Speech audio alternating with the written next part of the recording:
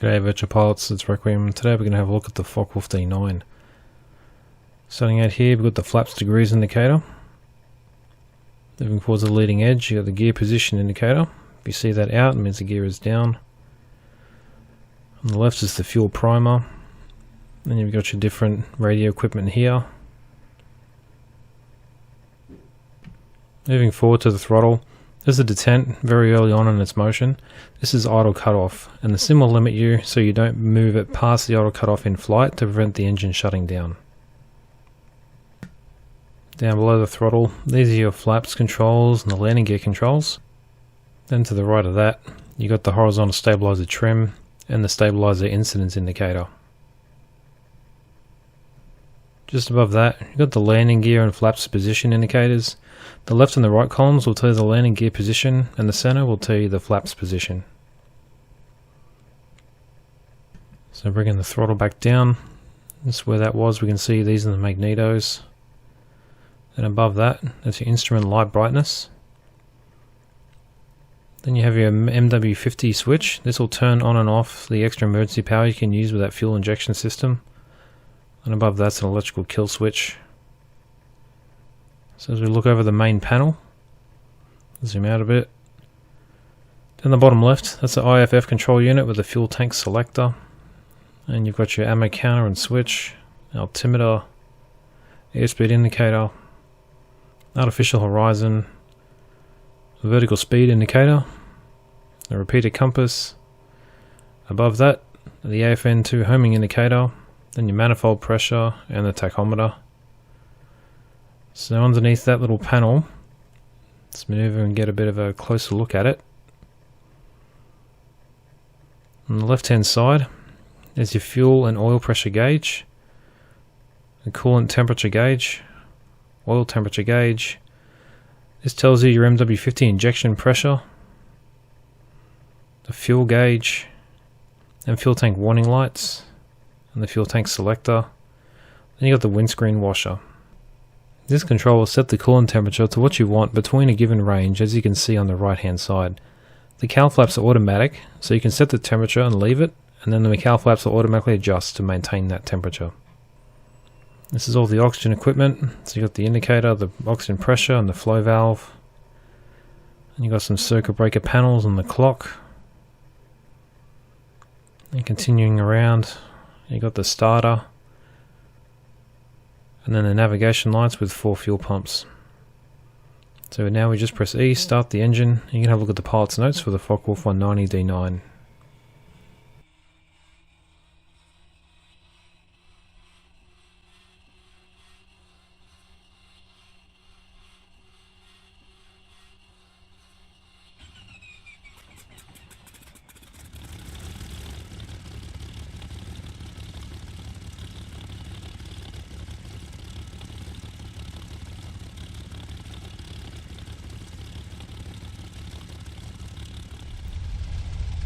So now the engine's started, we're ready for taxi.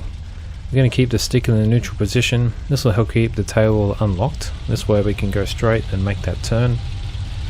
And so we'll add some power, get rolling a little bit. We can add some right rudder and brake and bring it around. Then once we're stable on the center line of the taxiway, you can add full back stick if you like. This way you can lock the tail wheel and you can travel in a straight line.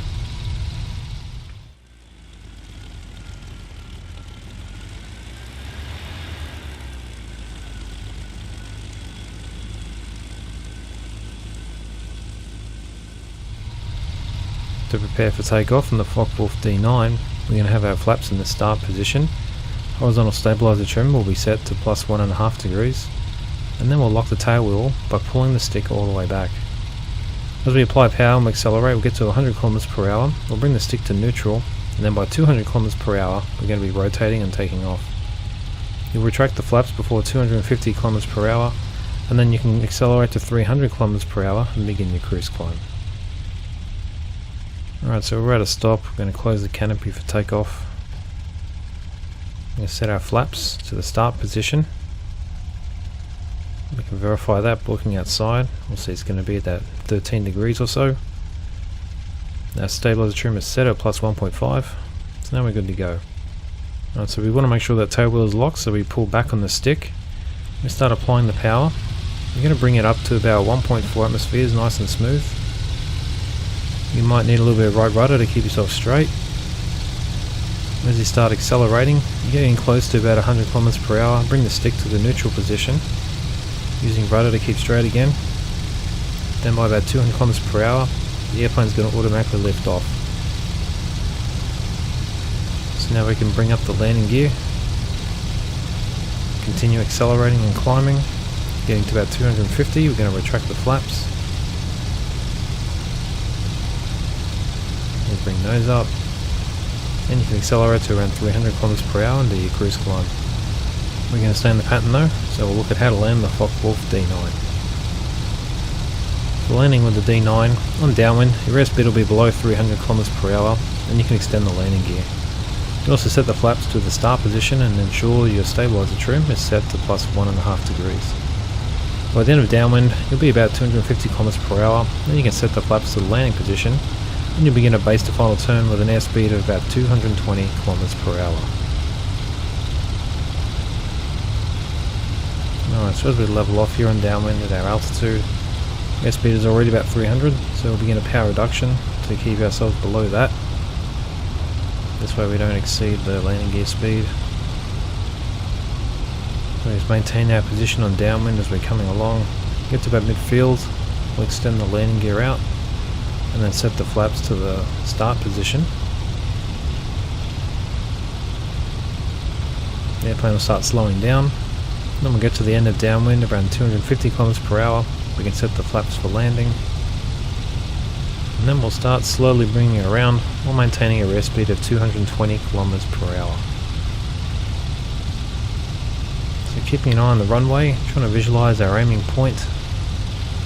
Just keep turning towards that. Make any slight adjustments if we need to in the power or the pitch. As we start coming around the corner here, I'm going to lose sight of the runway a little bit, so might have to shift my position in the cockpit so I can see my aiming point properly. Let's see the runway again. As I finish off this turn to final, you'll see that I'm not quite straight. So I'm making a little adjustment here, continue flying straight so I can intercept the final, though keep me on the center line. Now I'm going to raise the view just slightly, because the Focke-Wulf has a long nose and I want to see over the top.